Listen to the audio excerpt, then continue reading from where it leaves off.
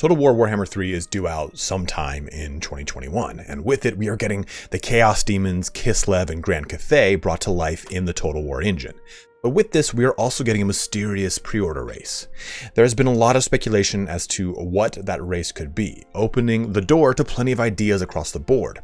Most of the speculation, though, is fueled in part by the joint Games Workshop and Creative Assembly initiative to revive the old lore of Grand Cathay, an army based heavily off of ancient Chinese mythology and historical figures.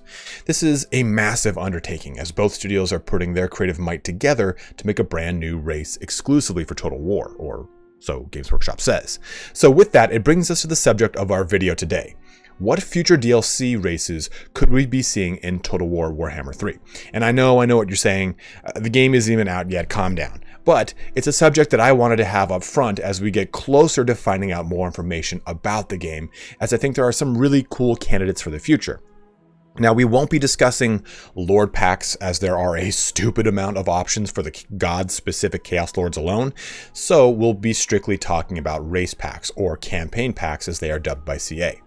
The way I'm going to do this video is opening up with a discussion about the pre-order race, then we're going to do a few minutes discussion on each race in my list. If you'd like to quickly navigate to the ones that interest you the most, I've added chapters to the timeline so you can quickly jump ahead. But in my trend of upfronting the knowledge in the video, we'll be talking about Nippon, Ind, Khuresh, the Hobgoblin Khanate, the Kurgans, Dogs of War, Albion, Amazons, Halflings, Marienburg, Middenheim, or the Cult of Ulrich, either one, Elithis, Norse Dwarfs of Kraka, Drak, Fishmen, and then lastly, Araby. This list probably comes as no surprise to anyone, and again, we won't be doing a huge lore dive into these races, merely talking about them as a possibility and their interactions with the game world. I'd like to give a huge shout out to Ruo Yu, who created a number of custom drawings just for this video.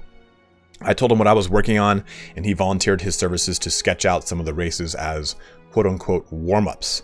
It disgusts me that this man is so talented that these quick mock-ups are just warm-ups for him.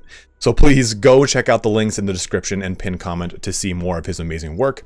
And if you have not yet pre-purchased Warhammer 3, you can do so through my Nexus link in the description. They have an amazing relationship with the developers, getting Steam keys directly from them and then giving them to you. They then give the content creator 50% of the margin that they negotiate with each company. So it's a great way to help out the channel. So thank you very much if you choose to use the link. But let's get started on discussing the future DLC races for Total War Warhammer 3. And we'll start off, like I said, talking about those pre-order races. So the two big ones in my mind, and I think in everyone's mind, are Chaos Dwarfs and Ogre Kingdoms. They are probably the biggest front runners, as they both have a huge presence in the Darklands, and they are races that I think a lot of people want to see. Especially for me personally, I am most excited about the prospect of Chaos Dwarfs coming in Total War Warhammer 3. And on top of it, of all the factions that we're about to talk about today, they are probably the only other two, aside from the Dogs of War, that actually had a tangible book that was released as an army book and an official roster. The rest had rosters in White Dwarfs or in War Master or other kind of things here and there. But again, the Chaos Dwarfs and the Ogre Kingdoms both had army books, just like the Dogs of War did. So let's first talk about the Ogre Kingdoms. And Ogre Kingdoms, I think, are really awesome because they bring a really unique army to the table, right? We're talking about an army that is entirely comprised of monstrous infantry, cavalry, maybe 90%, plus some really awesome big artillery pieces.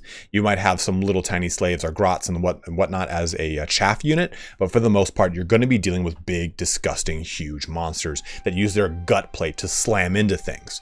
And their presence in the Mountains of Morn is particularly useful for, I guess, a speculation as to them being the pre-order race, because those Mountains of Morn lie between the Old World and Grand Cathay, with of course the Darklands in between them. And the Darklands of course are inhabited then by the Chaos Dwarfs, but we'll get there in a bit. The Ogre Kingdoms also play a very heavy role in the kind of background lore of Grand Cathay before the coming of the Great Maw. They had a presence as mercenaries in the army of Cathay, and then with the coming of the Great Maw, they still maintain that presence of mercenaries. So having them be a part of this does make a lot of sense. And if we take a look at the actual, the deep lore, the old ones had created the ogres as the true race to defeat chaos. But unfortunately, they were kind of circumvented in their initiative, in their efforts of creating the ogres with the coming of chaos, and they weren't able to complete them. So that's why you get ogres in the way that they are. They have an insatiable hunger, which we find out in later lore was actually created by the Great Maw, or possibly a curse from Grand Cathay. There's a lot of different sources where their hunger comes from.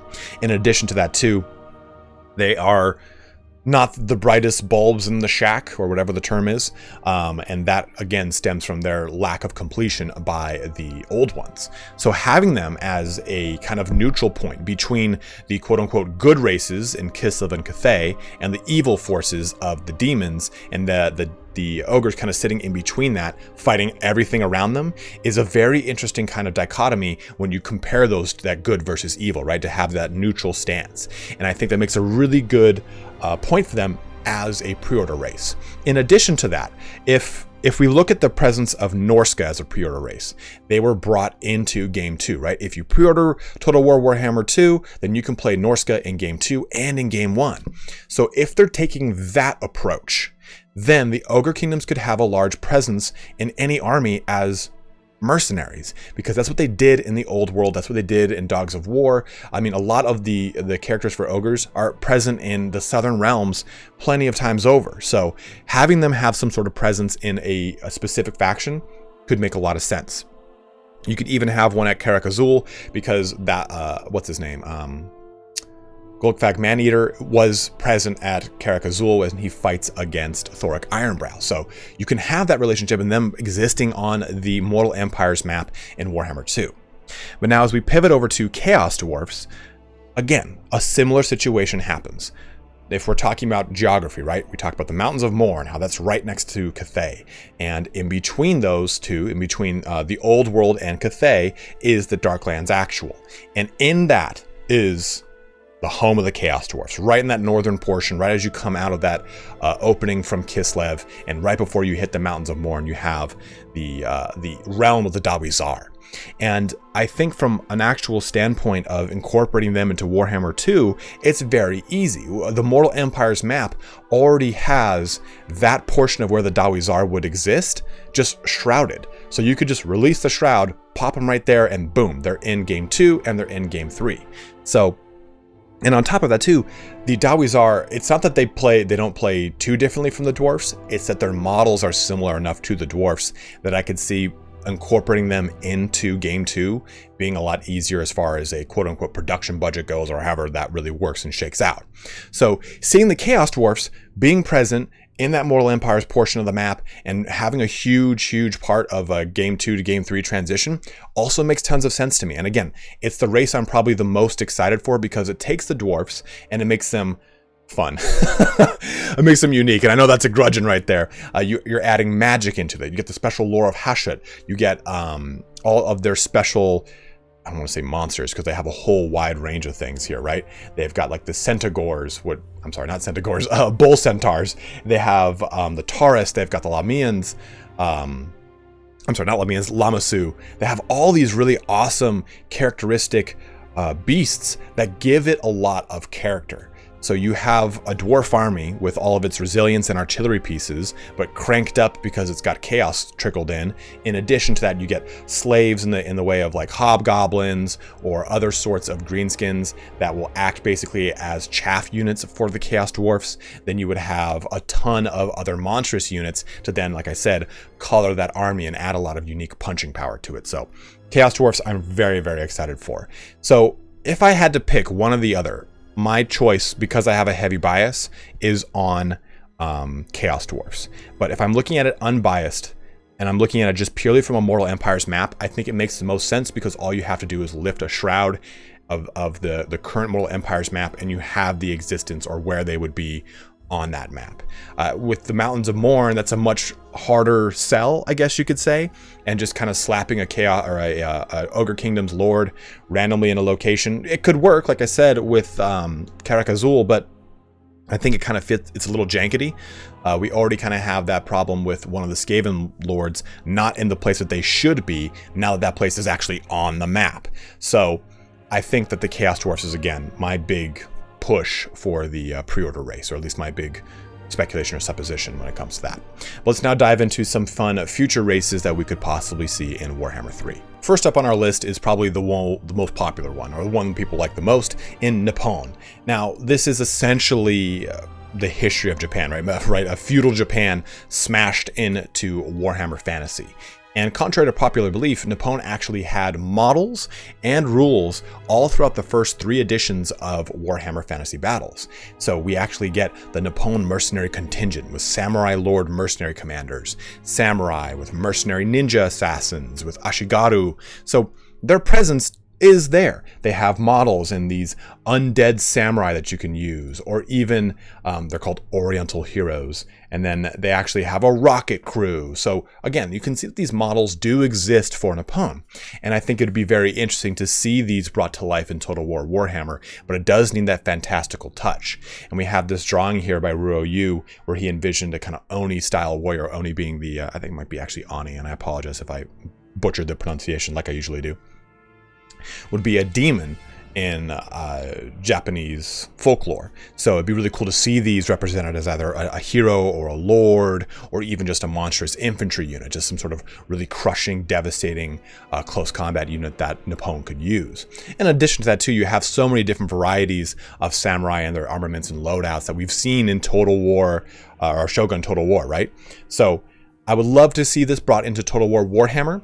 I do think it is a little close to historical and not as close to fantasy, so it would need a lot of homebrewed fantastical things, and there are plenty of Japanese horror and folklore things to draw from to really make this a fantastical army. But it is definitely one to possibly be excited for if they decide to go this far east out on the map, or if they decide to even bring them into the Total War Warhammer continuum of races. South and west of Grand Cathay, though, we have the Kingdom of Ind. Now, this is based heavily off of Indian history, Indian folklore, all of India for the most part.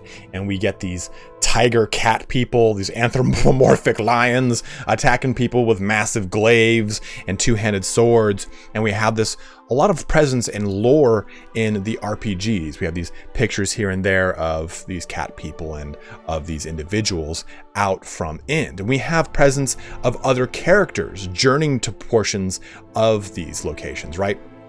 I mean, if we take a look at the Mortal Empire's map, we go to the Dragon Isles, which is just northwest. Is just northwest of the Kingdom of Ind.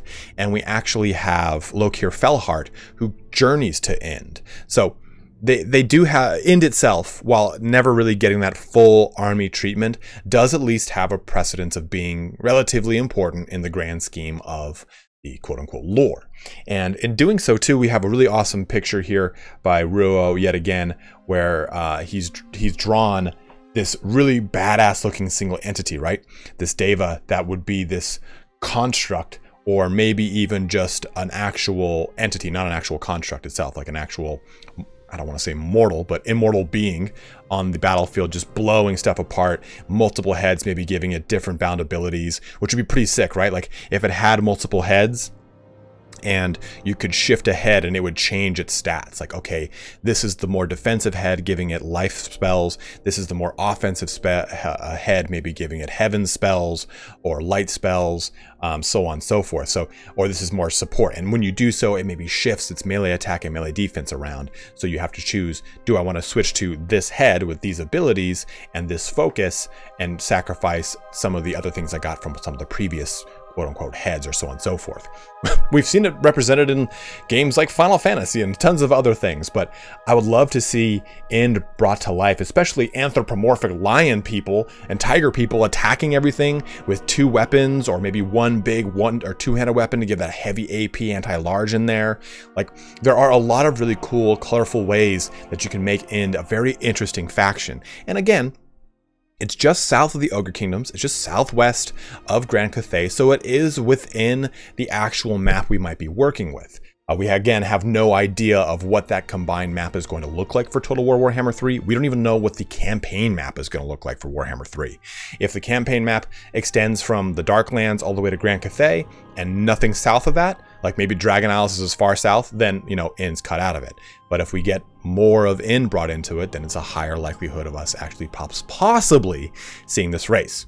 Now, again, I think that Nippon and Inn, take with a grain of salt. I don't really truly think we'll see them, but it's fun to talk about these things because they are really colorful and amazing races that we've never really been able to dive into with the lore, and this opens the door to that possibility at least. So just south of Grand Cathay, to the west of Nippon, and to the east of Ind, we have the Hinterlands of Khuresh. Now, this would actually probably play some portion of at least the Grand Cathay lore in Total War Warhammer 3. There'd probably be some sort of event that says something about, oh, your men journeyed into the Hinterlands of Khuresh, and there's some sort of dilemma, whatever it is. Do I think it has the likelihood of being a race? Not so much, and mainly because the Hinterlands of Khuresh are so distant from anything we've ever seen in not just Total War Warhammer, but in Warhammer Fantasy period. Nothing else really has this full-on departure from humanoid-style characters. Everything for the most part is recognizable. It's biped or at least quadruped, and you can recognize what it is, right? Like, or even an anthropomorphic lion or tiger man. You're like, oh, it's just a dude in a tiger costume. But with the Hinterlands of Khuresh, we're talking about a race of snake and nagas. Like snake men and nagas that are just roaming about the lands doing all sorts of crazy things. So here's a pretty interesting little blurb, and this is from the Monstrous Arcanum. And again, this would have to be something that's completely built from scratch. There is very little actual information about Khuresh, minus these small little blurbs on items or little tiny portions on the side in rule books and little paragraphs here and there. There are many night-haunted legends emanating from the fetid jungles and deadly wastes of the far hinterlands of Khuresh. Stories abound of the dread snake men and the foul and nightmarish blood naga queens who rule there. And it is a realm where men are no more than hunted prey, and blood and souls are the only coin in trade. Rarely do artifacts of this fell civilization reach the old world, and are all steeped in blood and misunderstood power. One such artifact is the White Sistrum, a strange ivory graven rattle drawn shaped like an hourglass, whose discordant music brings madness and death and evokes the terrible rites of the Naga. But even that alone, you're like, ooh, oh man, I don't even know if I even want to go there. So I could see, like I said, some portion of some dilemma or events happening in Grand Cathay with the Hinterlands of Khuresh, but this race would be entirely unique and have to be built entirely from scratch for Creative Assembly to put them into Total War Warhammer 3, but I think it's an exciting prospect to talk about nonetheless. Moving over to some greenskins, I think that we can all agree that greenskins are always one of those fan favorites, right? Everyone likes the greenskins in some way, shape, or form. Either if it's just the way that they talk, the ramshackle look of their armies, the whole power of the Wa, there's something that appeals to everyone when it comes to them. And the Hobgoblin Khanate is another one, or Khanate, is another one that is really, really appealing to a lot of people because it takes that greenskin mechanic and then mounts it. Everyone is on a horse or a wolf, and you have a lot of these characters interacting very heavily with the lore of Grand Cathay. You know, the Grand Bastion acting as a wall against the Kurgan and the Khanates and other portions of the antagonists to the north of Cathay in the eastern steppes. And these could also play a part of the Ogre Kingdoms and their overall narrative. So having these guys have a presence in Total War Warhammer 3 makes sense. And it's not a huge departure, right? You're pretty much taking a look at the Greenskins roster and modifying it and changing a little bit to make it more mobile, make it more cavalry based, so on and so forth. So I don't think that the Hobgoblin Khanate is one that is so unlikely to happen. You know, when we talk about Nippon and Khuresh, those guys are a bit of a reach because so much stuff has to be done from scratch. But with the Khanate, you know, it's had some presence in the 3rd edition. It's been sprinkled in with stuff from Tamarkand, and we've also seen it put in the lore in a lot of different ways. And you don't have to make these overly crazy, unique models like a Naga or I can say this word all the time, but anthropomorphic lion. You know, you don't have to go that crazy.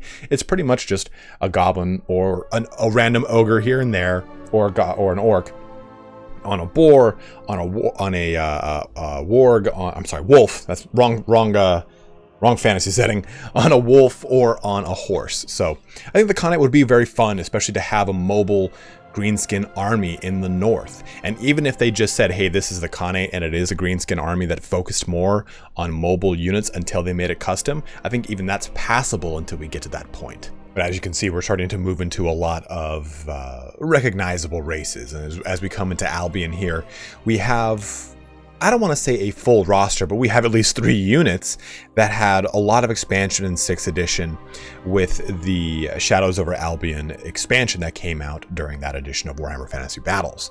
And we had pretty much everyone being a major contender on the island of Albion itself. And we have the Fen Beasts, we get the Truth Sayers, and we get the Dark Emissaries. Each one kind of plotting or trying to ally forces against or for Albion. And I think that maybe Albion itself wouldn't be the best contender for a race because there's very little knowledge outside of that. There is some mention of giants inhabiting Albion and being ones that actually defend against or defend the shores themselves with various tribes people. I think they're called like mud people or mud tribes or something like that, and how they are inhabitants of Albion itself. But Albion could actually be a very interesting race if it had some characteristics of maybe like a humanoid faction that had gone kind of feral, but shares some armament and aesthetic traits from lizardmen, as there is a kind of lost Temple of the Old Ones by or on Albion. So that'd be kind of a really interesting mechanic, right? To have this very different faction that is not very heavily armored, and its only heavy armored unit is kind of very similar to a Temple Guard, right? Where it's kind of copying that Saurus look and that lizardman aesthetic. So that could be a good potential. But I think for Albion, it'd be better served as a campaign mechanic that grants you the units. Like, hey, maybe you do certain things in Albion as part of a DLC, and it grants you the Dark Emissary as either a timed hero, kind of like what we get with Elithanar, or an actual just legendary quote-unquote hero that you would get and have access to and put in your army. Same thing with the Truthsayer, and maybe even same thing with the ability to bring the Fen Beast into your roster. That's how I think they could probably really do Albion. It's one that doesn't really make a whole ton of sense as a full roster, since there is such a huge presence of other races on the actual island itself. So by that time we would have gotten some sort of roster from all that lore. So I think they make a better supplement than a race themselves. Sticking with that whole tribal theme, we'll switch gears now back into the New World, talking about Amazons. Now, they did have 6th edition models, and they have been largely expanded upon in a lot of the fanfic, more or less, of the lists that have come out from fans saying, hey, this is how we would envision an Amazon army.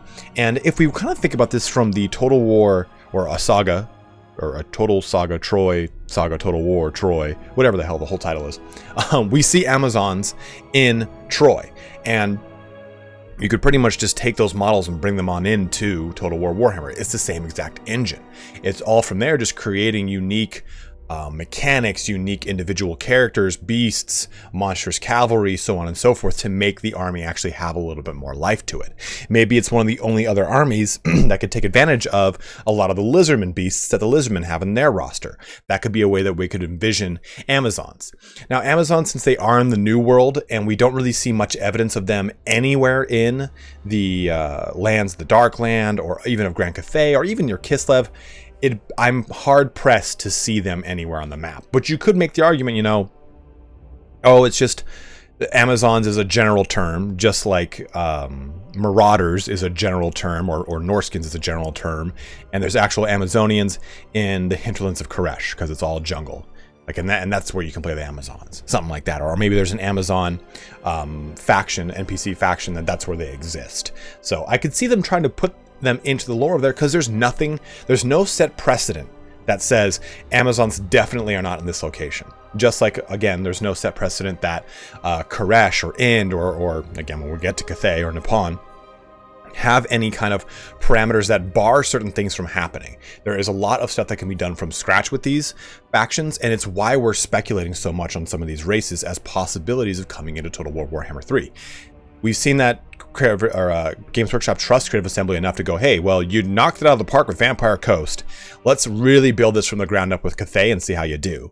So this is what I think makes Amazons particularly exciting. Let's transition back to the old world, and I want to talk about 2 Empire factions.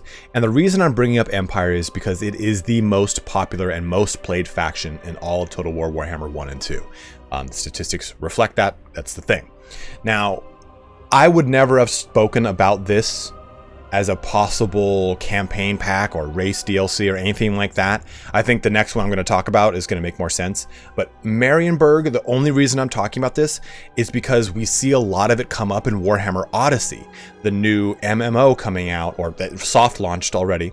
And there's some really cool art from Warhammer Odyssey. We get the land ship, and here's this awesome sketch of it right here. We see some major characters from Warhammer Odyssey itself. So there is a lot of evidence that maybe they're trying to bring out some more lore here. We get Edvard von der Kral, because there's a whole bunch of, like, I don't want to say Game of Thrones houses, but it's kind of similar to that, where there's specific houses that actually have a very high amount of pull in the aristocracy of Marienburg. So maybe they could play a role in a Marienburg type faction. But to be totally honest with you, there's so much hodgepodge for Marienburg itself. Like, oh, they've got random elf units, they've got it's a trade hub, so it's got a whole bunch of smattering of a whole bunch of different things that wouldn't be a pure Empire faction. So I don't think it really has a lot of basis in anything. I'm just kind of really going off of all the stuff I keep seeing for Warhammer Odyssey, but I thought it'd be pretty interesting to bring up. I think the other thing that makes it kind of works against it is its location on the map. It's so far away from even Kislev that to shoehorn it into the Warhammer 3 campaign, or to shoehorn it into what I have dubbed the Immortal Empires, the combined Warhammers 1, 2, and 3 map, it would be kind of obtuse. But I mean, you could also make the argument that the Hunts Marshal makes a pretty good appearance with the Empire not being there. But again, there's a precedence of the New World colonies kind of rising up. So I think that Marienburg is a fun one to humor, and again, I'm mainly pulling from Warhammer Odyssey, but the next one we talk about makes the most sense for Empire, and that is Middenheim. So the Cult of Ulrich in specific here, and I think it makes for a really strong faction, right? We already have Boris Todbringer, and then we could get stuff like the Knights of the White Wolf and other elements of the Cult of Ulrich, like the R. Ulrich, which would be kind of like I guess you could say like a warrior priest of Sigmar, but I'd like for it to actually be a caster class, pulling from like a lore based around Ulrich itself.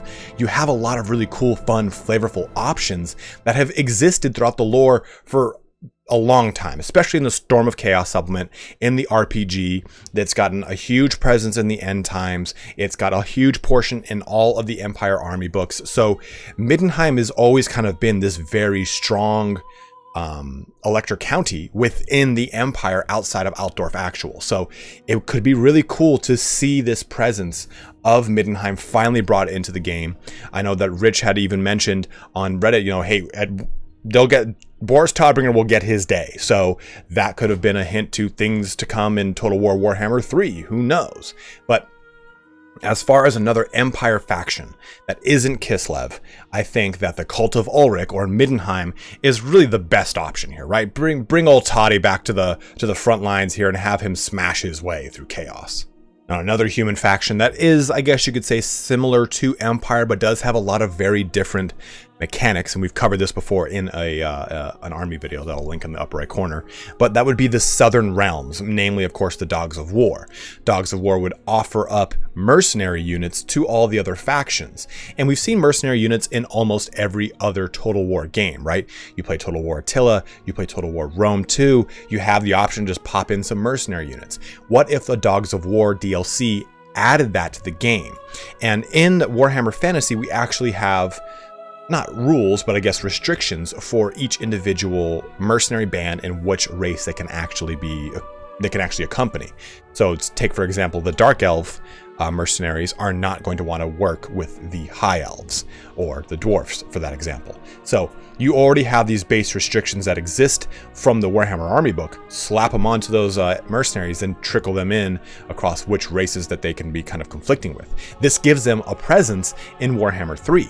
Even moreover, if we're talking about the Southern Realms, Antilia and Estalia, which is essentially Spain and Italy, we already get actual trade routes of them going far to the east, through down to Pigbarter, which is south of the Plain of Zar, the place where the Dawi Zar live, and into the Dragon Isles. We see them moving north over the Mountains of Morn and into Grand Cathay. So Tilia has already expanded that far east as far as trade routes go, and that's where we start to get stuff like we were talking about with the Khuresh idol, right? The White Cistern that's probably pulled in from some sort of Tilian or Estalian adventurer going out into those not swamps, but those jungles and recovering the artifact and bringing it back, something like that. So even to make Southern Realms as their own set faction and not just simply a mercenary faction would be awesome, because you have so many different fun, colorful units, right? Like a horse-drawn cannon that can be mobile and move around from place to place. When you've got crossbowmen that have a pavus in front of them.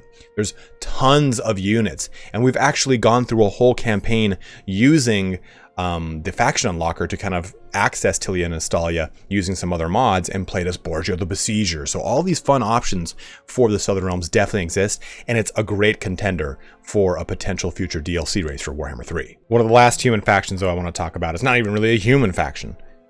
It's the Halflings. And the Halflings would be just a great faction, because they would be ridiculous. In the same way that Khuresh would be ridiculous, right? Like having Nagas all over the place, snake people, that would just kind of be absurd. But so would having Halflings with just ridiculous mounts, ridiculous things like big gigantic cauldrons that they're just stewing stuff in. They're riding badgers and raccoons into war. They're chopping things down with meat cleavers. They're throwing ham hocks at things, and they're all like, "Oh, it's a second breakfast." Like, it would be just a ridiculous army to play as, and I think it would be very fun. Like, it's just one that you take a little less seriously. You play the game because it's just a thematic, fun little campaign. It'd be cool if this was like maybe even an FLC that accompanied a DLC. Maybe it doesn't warrant that level of full-on roster, but I mean, we've seen evidence of this. We've seen a roster in 6th edition, in the Citadel Journal, in the RPG. So Games Workshop definitely has a soft spot for the Halflings, and I think a lot of people do too. I think they think that this fun, characteristic army that is kind of like brave at heart makes for a cool army for Total War Warhammer. I mean, when you think of a massive rampage, green tide of the Wa of greenskins, you expect like the Empire, the bastions of humanity to stand against it. But what if instead, if it's Halflings with like honey badgers and everything? Like, I think it could be a really fun, different army that again is not so serious, but at the same time is thematic and fun and enjoyable. So maybe a different kind of stance than a typical DLC. Maybe that one that's done alongside another DLC, or as at the end of Warhammer 3's life cycle. Like, hey, you know, We've done all we're going to do with Warhammer 3. Here's our last little bit as kind of a fun little send-off. It's just something that we wanted to put together, have fun. Like, that's how I think Halflings could kind of be envisioned. Who would I be if I didn't talk about my favorite faction in the High Elves, namely the High Elves of Tor Elithis. Now, we took a look at the Tower of the Rising Sun in Nippon, and just south of that we have the lost colonies or lost isles of Tor or Elithis, and on that is Tor Elithis. And this is pretty much the furthest point from Ulthuan that the High Elves really get to, right?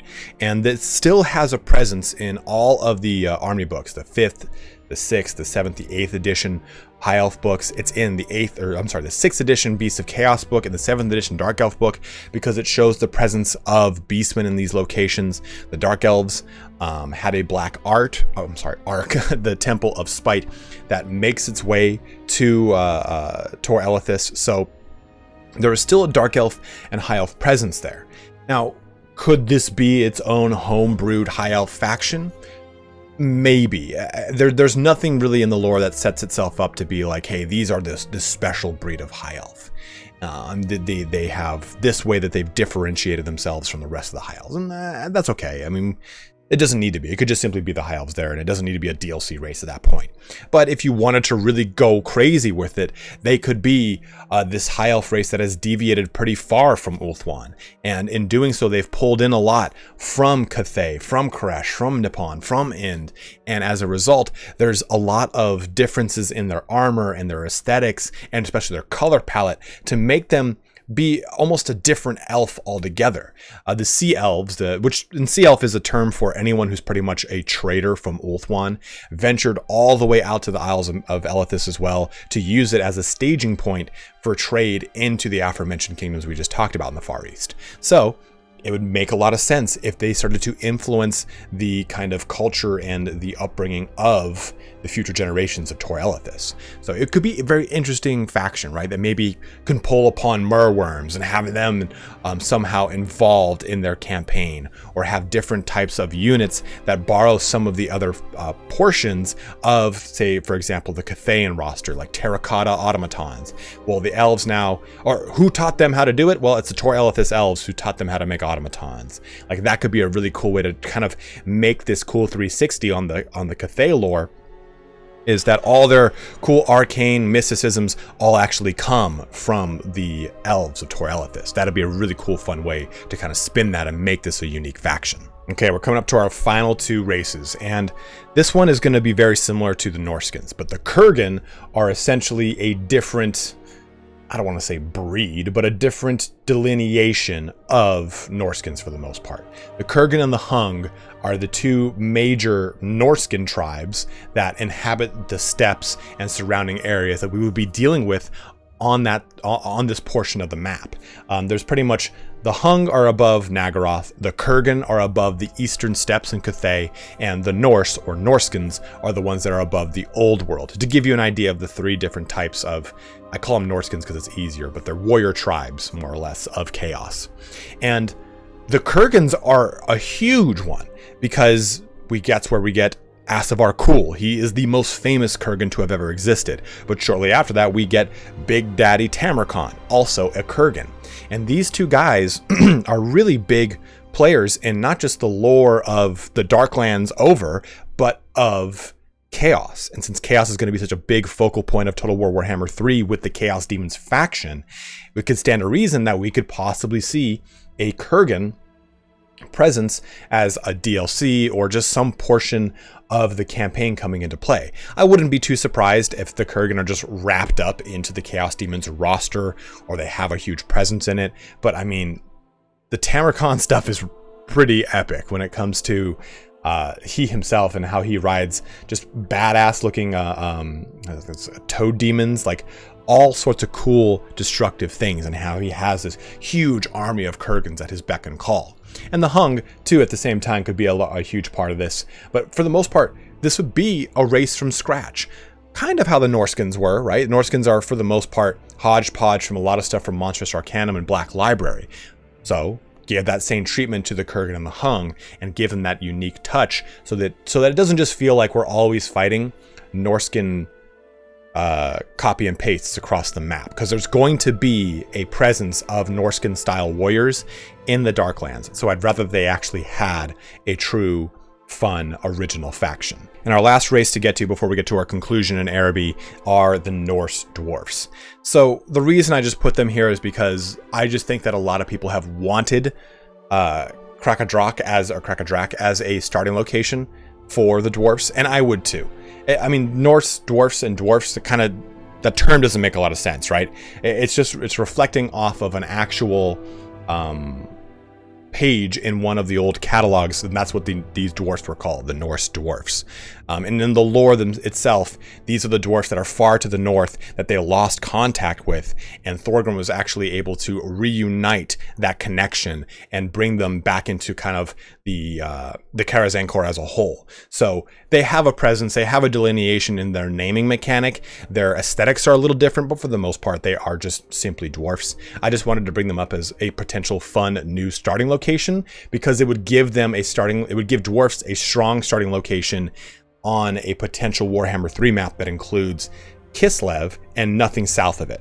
So if that's how the map were to work, then this would give us an option for Dwarfs to actually be on the map with Kraka Drak, because that's just north of Kislev itself. I lied.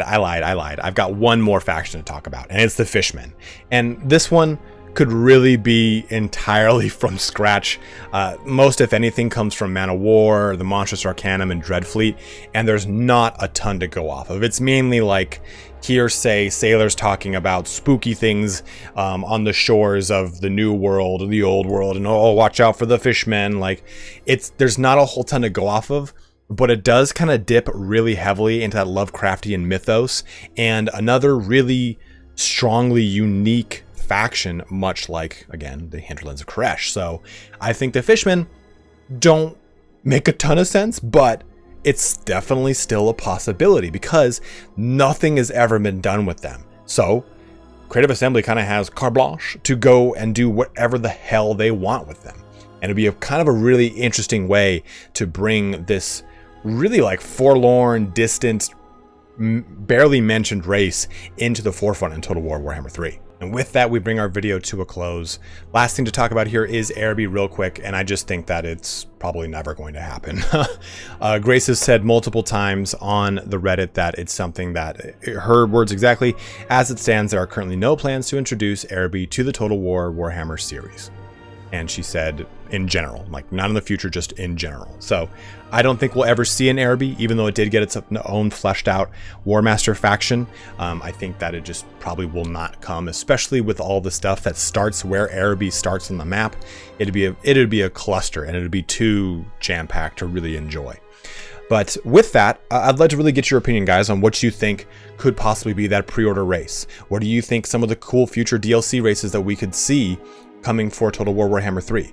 I'd love to kind of get that cool, fun dialogue going here. Again, I know too that this is really far out. Like we probably won't even see the first DLC until 4 or 5 months after the game even launches. So there's no real rush on this. It was just kind of like a, that could be a fun thing to discuss type of video. Wanted to just jam it out and have a cool, fun conversation with you guys over this stuff. There's plenty of other races that I did not touch on, plenty of other elector counties of the old world, plenty of other deviations from the high elves that you could really jump into, plenty of other holds of the dwarfs. So go ahead and let me know in the comment section below what races you would like to see that I maybe didn't mention in this list, or if I did mention them, maybe you're super excited to hear, oh man, Ind is something I've always wanted to see since I ever discovered about them, so on and so forth. So go ahead and let me know in the comment section below, guys, as always. But thank you so much for watching here today. Have a good one, and take care.